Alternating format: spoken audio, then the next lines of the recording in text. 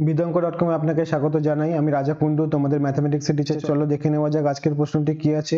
আজকের প্রশ্নটিতে বলা আছে x³ - y³ within bracket x² y - xy² within bracket আর xy এর x + y এর চতুর্থ সমানুপাতি নির্ণয় করো। চতুর্থ সমানুপাতি, চলো শুরু করছি। ধরি m হলো, যেখানে m হলো এই নির্ণেয় চতুর্থ সমানুপাতি রাশিটি। সমানুপাতি লিখলেই হবে। mটা ধরে নিলাম যে m শূন্য হবে না, m not equals to 0। চলো, সুতরাং x³ - y³ x² y - xy² x plus y আর m, রাইট?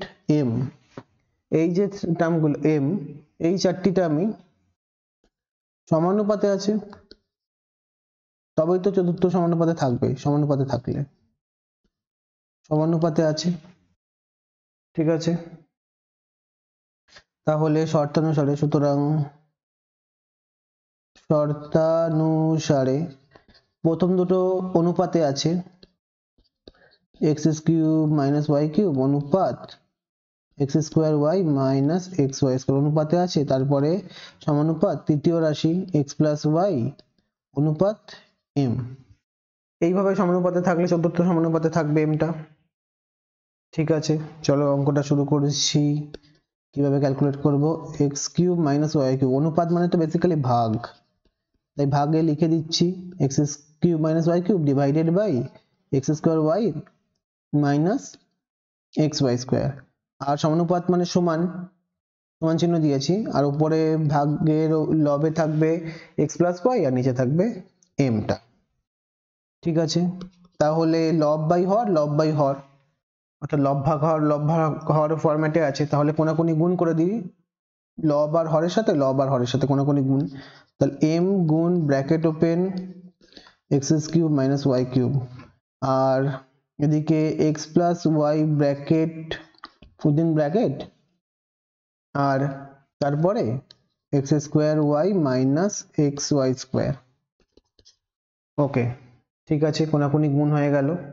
তারপরে m এর মান নির্ণয় করতে হবে যেহেতু, তাহলে m সমান কত হবে? তাহলে x plus y অফ, আচ্ছা এটা x² - y xy² divided by x³ - y³ রেখে দিলাম।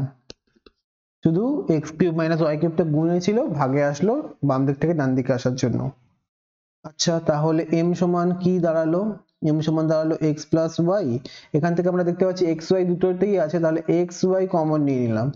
xy কমন, প্রথমে xy কমন নেওয়ার জন্য y চলে যাচ্ছে, x² থেকে x পড়ে থাকছে, মাইনাস xy কমন নেওয়ার জন্য x চলে যাচ্ছে, y² থেকে y পড়ে থাকছে, মাইনাস y ডিভাইডেড বাই, এটা ফর্মুলা x³ - y³ ফর্মুলা লিখে যাচ্ছি x minus y of bracket open x² plus xy plus y²। এইভাবে হলো। আচ্ছা ঠিক আছে, পরে কি হচ্ছে? পরে তাহলে কি হচ্ছে? m সমান কি হচ্ছে? কাটাকুটি করে দেখে নি কোনটা কোনটা কাটাকুটি যাচ্ছে, x minus y কাটাকুটি হয়ে যাচ্ছে। তাহলে উপরে কি পড়ে থাকছে?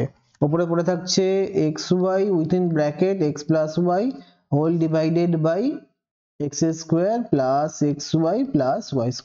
এটাই m এর নির্ণেয় মান। এটাকেও আমরা নিচেরটাকেও আমরা ব্র্যাকেটে রেখে দিতে পারি, ঠিক আছে? তাহলে লিখে দিই উত্তরটা। সুতরাং নির্ণেয় চতুর্থ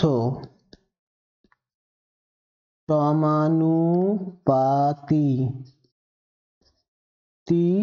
হলো কি? m এর মান কি?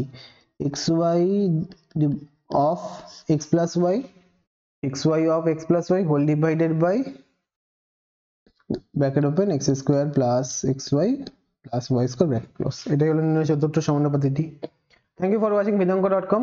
অঙ্কের আরো প্রবলেম এবং সলিউশনের জন্য আমাদের ওয়েবসাইট অবশ্যই ব্রাউজ করো। Thank you.